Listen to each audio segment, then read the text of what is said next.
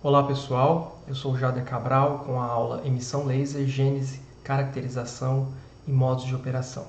O objetivo desse vídeo é mostrar para vocês os modos ou regimes de operação de um laser e também discutir um pouco em detalhe os regimes de modos travados e key switching.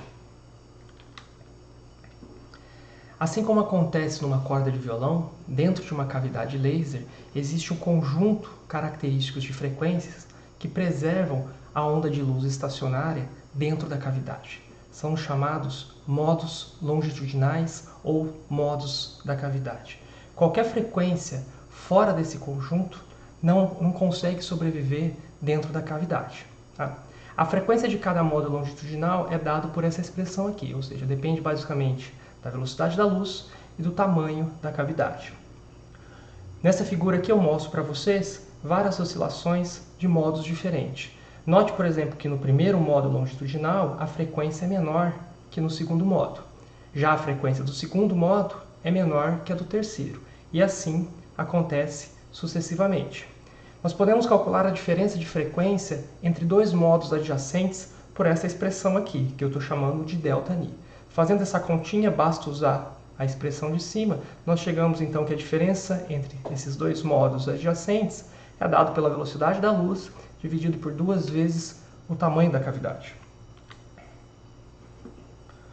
Somados a esses modos de cavidade, dentro do meu laser, nós temos o que nós chamamos de ganho, de coeficiente de ganho do meio ativo, tá? Que é uma função como essa daqui. Então, o ganho do meu meio ativo depende da minha frequência. E essa curva geralmente é uma lorentziana ou uma gaussiana.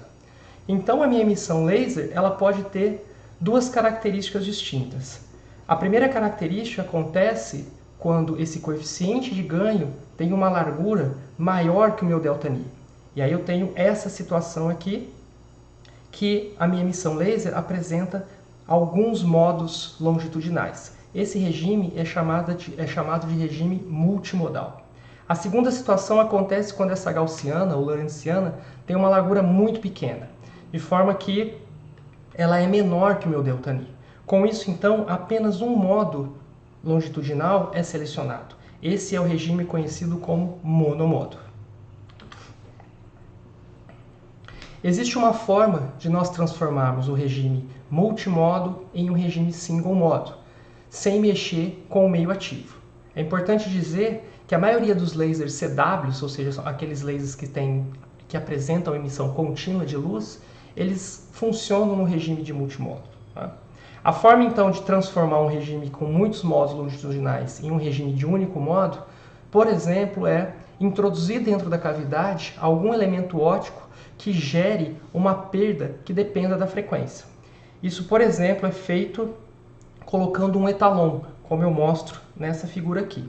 O etalon nada mais é que um pedaço de vidro óptico que vai selecionar um desses modos do regime multimodal, proporcionando, então, gerando um regime de monomodo. Um outro regime interessante para nós discutirmos é conhecido como regime de modos travados, tá? Ou mode lock. Como o próprio nome diz, esse regime apresenta muitos modos longitudinais, como eu mostro nessa figura aqui. Ou seja, o meu coeficiente de ganho ele tem uma largura maior que o meu ΔΝ. Tá? Nesse regime de modos travados, o que acontece é que existe uma correlação de fase entre cada um desses modos longitudinais. E essa correlação de fase entre eles vai gerar uma interferência que proporciona, então, a criação de pulsos ultracurtos. Tá? Então, lasers que funcionam no regime Mode Lock apresentam pulsos da ordem de picosegundos, ou seja, 10 a menos 12 segundos, até 10 a menos 15, ou seja, lasers de femtosegundo. Tá? Nessa expressão aqui, eu escrevo para vocês então que o campo elétrico total nesse regime é dado pela somatória, que depende de quantos modos eu tenho, do campo elétrico de cada modo. Tá? Reescrevendo o campo elétrico de cada modo dessa forma aqui, então é uma amplitude vezes um termo de fase, que depende do tempo, aqui, e o termo de fase. Como nesse regime existe a correlação de fase entre os modos, essa fase pode ser escrita como uma única fase, φ0, e ela sai do termo de somatória. Tá? Por fim, eu posso reescrever a minha somatória como uma integral, porque na maioria das vezes a diferença de frequência entre esses modos é um número muito pequeno e eu posso escrever isso como um ΔNi e resolver essa integral. Tá? Trago para vocês aqui nessa tabela alguns exemplos do tamanho de duração do pulso em regimes de modos travados. Então nós temos desde lasers de hélio-neônio funcionando com pulsos de 600 picosegundos até lasers de titano-safira, mais ou menos em 800 nanômetros, ou seja, infravermelho próximo, funcionando com pulsos de 15 femtosegundos. É importante destacar que para gerar esse regime de modos travados, ou seja, para produzir a correlação entre os pulsos, eu posso fazer isso de duas formas, de uma forma ativa ou de uma forma passiva. Na forma ativa, existe a presença de radiação externa, tá? E essa radiação externa vai alimentar moduladores. Esses moduladores são colocados dentro da cavidade laser.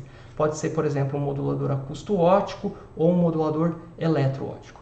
Já na segunda forma, na forma passiva, não existe uma radiação externa sendo colocada dentro da cavidade.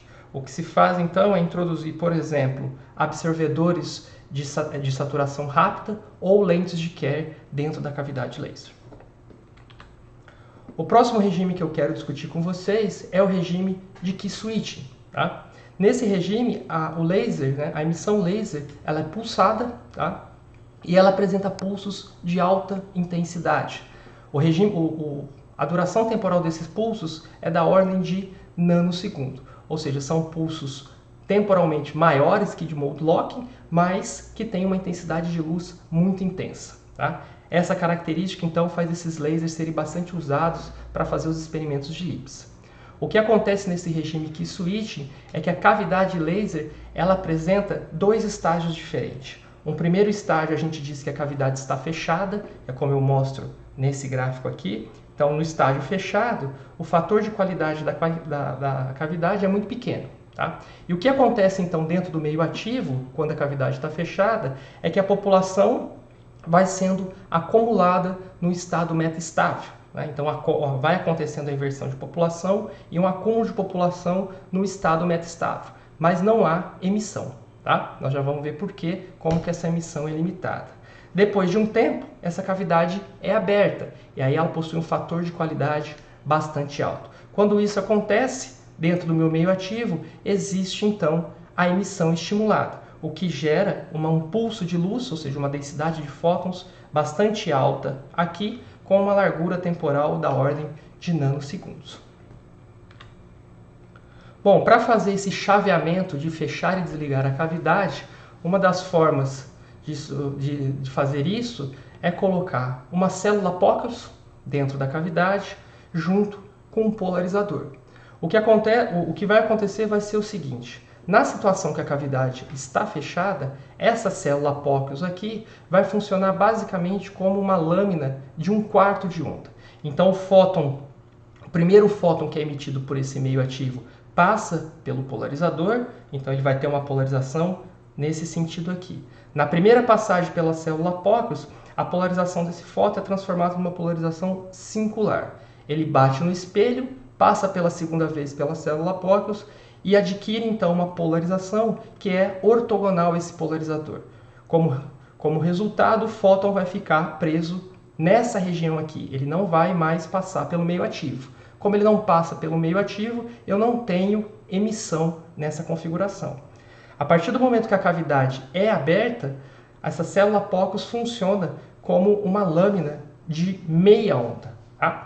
E aí o que acontece é o seguinte: a polarização inicial do fóton é essa daqui, ou seja, do jeito que saiu daqui veio para cá. Né? Quando ela passa pela primeira vez na célula Pockels, ela gira um pouquinho e fica vertical. Na segunda passagem, ela gira mais um pouco e fica paralelo ao polarizador, ou seja, o fóton que estava preso inicialmente aqui dentro, na fase fechada da cavidade, consegue agora passar por esse polarizador, quando a cavidade é aberta, e então estimular o decaimento de toda aquela população que estava acumulada aqui. Então a população decai e gera então um pulso de luz, uma densidade de fótons bastante intensa.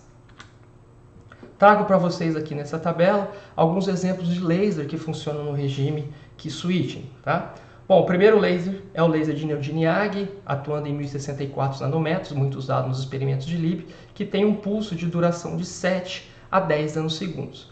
Tem, por exemplo, os lasers de Erbium, os de Ruby, como o primeiro laser feito na década de 60, que tem um pulso um pouquinho maior, mas ainda da ordem de nanosegundos, até lasers de Alexandrita, que tem aí o pulso de 50 a 100 nanosegundos. Bom, com isso então eu termino esse vídeo, deixo para vocês algumas referências bibliográficas para vocês lerem um pouco mais sobre os regimes de operação de um laser. Muito obrigado.